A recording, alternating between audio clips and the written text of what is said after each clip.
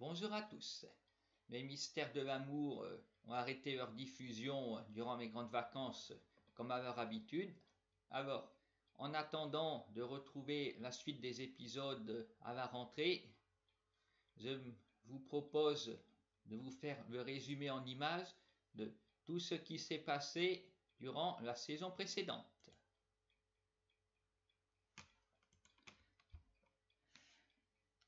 Alors, tout a commencé avec la recherche de Zoé qui avait été enlevée par Tania.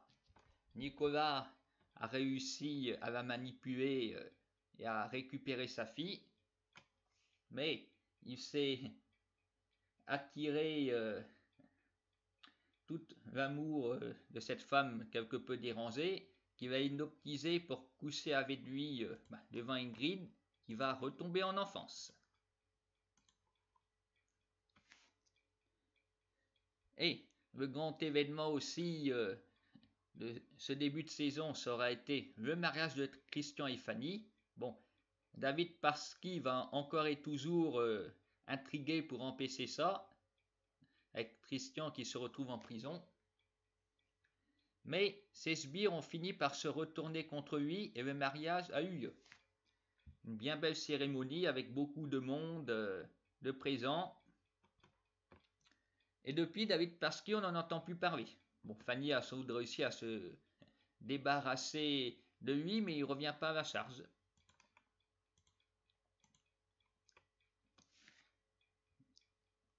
Nous aurons aussi découvert que Alice n'a pas survécu à l'attentat, mais il y a un beau jeu de siège musical puisque c'est une de ses, disons, collègues qui la remplace. Elle se sert de Rudy pour transporter de la drogue. Bon, il va s'en apercevoir et il tente de la remettre sur le droit chemin en démantelant tout le réseau de trafic de drogue, mais pour ça, il va avoir besoin de l'aide des filles qui ont approché les trafiquants et proposent alors de transporter de la drogue pour mieux les piéger. Voilà. Ça va peut-être être un petit peu difficile, enfin au point de vue d'Hélène, de faire ça, c'est comme pas moral, même si c'est pour les piéger, sans avoir prévenu la police, qui plus est.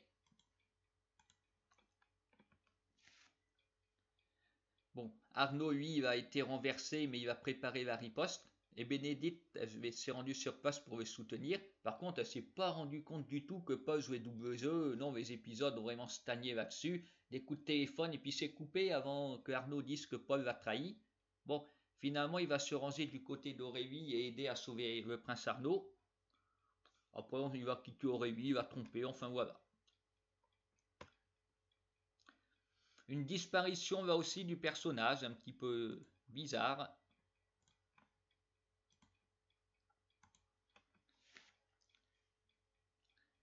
Alors, il y aura eu aussi le retour d'un personnage qu'on connaît, Lola, l'héroïne du Miel et les abeilles, qui est également la cousine d'Hélène.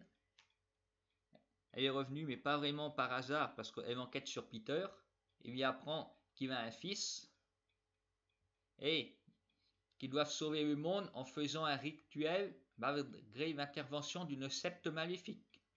Alors si les premiers étaient attirés par la patte du gain, le gourou quant à lui avait de vrais pouvoirs magiques, dangereux, heureusement que Jeanne est revenue pour les aider, ce qui aura aussi permis à Ingrid de retrouver la mémoire en revoyant son ancien ennemi. Elle va la reperdre très vite quand Tania lui en prend qu'elle est enceinte de Nicolas.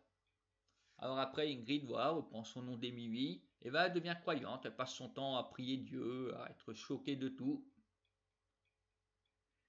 Tania, quant à elle, elle envoie Lou pour espionner ce qui se passe dans la maison, et aussi pour séduire Nicolas, pour coucher avec par procuration, ainsi qu'avec José.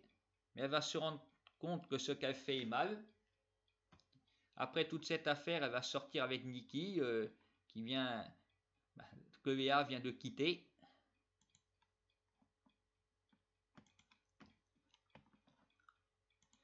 Nous aurons vu Fanny participer à Stardance.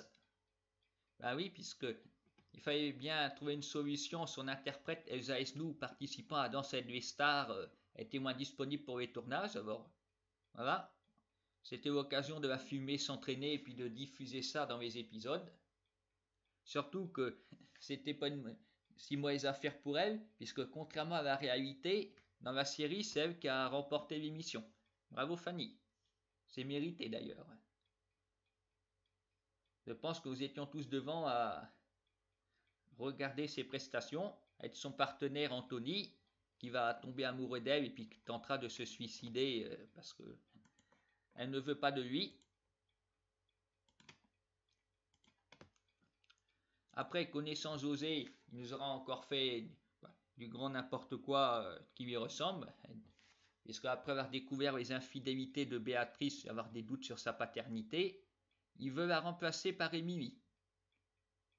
Sauf que ça ne marche pas, mais Émilie n'a pas dit son dernier mot, elle va séduire les autres filles pour se venger de lui. Alors, José n'est pas là, mais son harem s'agrandit. Elles sont toutes en train de le tromper. Et Mimi, qui devient la mère porteuse de Julien, va donc être la mère du petit-fils, ou de la petite-fille. Voilà, José récolte beaucoup ceux qui s'aiment. Et nous aurons vu Stéphanie qui s'est fait enlever par un bandit qu'elle avait coffré autrefois.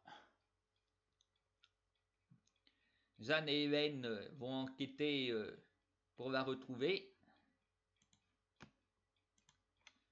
Pour ce faire, elles vont aller dans une boîte un petit peu louche où Chloé fait des striptease, quelle coïncidence. Bon, du coup, elles vont réussir à retrouver Stéphanie, mais elles seront capturées et ne devront leur salut qu'à l'intervention de Tania. Oui, puisque Hélène ayant fait un enfant avec Nicolas et aussi, Tania a décidé de la sauver. Comme quoi, un personnage aussi bizarre peut quand même faire des bonnes actions. Elle n'en sera pas vraiment récompensée, puisqu'elle va ensuite avoir un accident de voiture qui a provoqué une fausse couche. Et sans doute de l'arrestation du personnage, puisque la police était au courant, mais il y a eu une ellipse, Tania, on ne sait pas. Non, l'accent a pu s'être mis sur Sophie, qui elle aussi a fait une fausse couche juste au même moment. Et pareil, elle a quitté Jimmy, vraisemblablement elle a quitté la série aussi. Peut-être va-t-on la revoir une fois que elle se sera remise de cette épreuve, sauf que Jimmy drague Bénédicte, tout comme José aussi. Et une deuxième secte est apparue cette année dans la série. Avec en faisait partie, ce qui expliquait son absence. Et le gourou Sigmund, il veut que Fanny les rejoigne. Alors lui, il est assez fort. Hein. Il veut vraiment l'entourer. Il va séduire Olga. Il va aussi appâter John. Sylvain s'est fait avoir en faisant des partouzes avec les filles de la secte. Et ce faux frère a accepté de faire emprisonner Alex. Réellement, voilà, Fanny en plus se rend compte de rien puisqu'il y a de beaux arguments. Alors, elle est sur le point apparemment de se laisser séduire par cette secte. Et enfin, alors que l'épidémie du coronavirus bat son plein, Nicolas est hospitalisé. Il va tomber amoureux de son infirmière. Mais juste à la fin, dans la dernière séquence de la saison, Nicolas va pas bien. Son état de santé s'aggrave. Alors évidemment, on attend septembre pour savoir est-ce qu'il va s'en sortir, est-ce qu'il va sortir de l'hôpital, Hélène va-t-elle découvrir son infidélité et encore une fois lui pardonner, s'il a l'intention évidemment de revenir avec elle.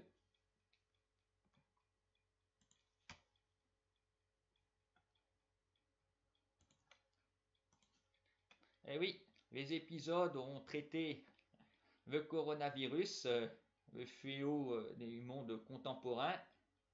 Alors, faites comme nos héros dans la série, portez un masque, lavez-vous les mains avec un gel hydroalcoolique, évitez les contacts, les rassemblements, soyez très prudents parce que le virus circule. Essayez de passer néanmoins de bonnes vacances chez vous, à distance des autres. Et n'oubliez pas qu'en septembre, notre série préférée revient. Alors, soyez tous au rendez-vous dès le début du mois.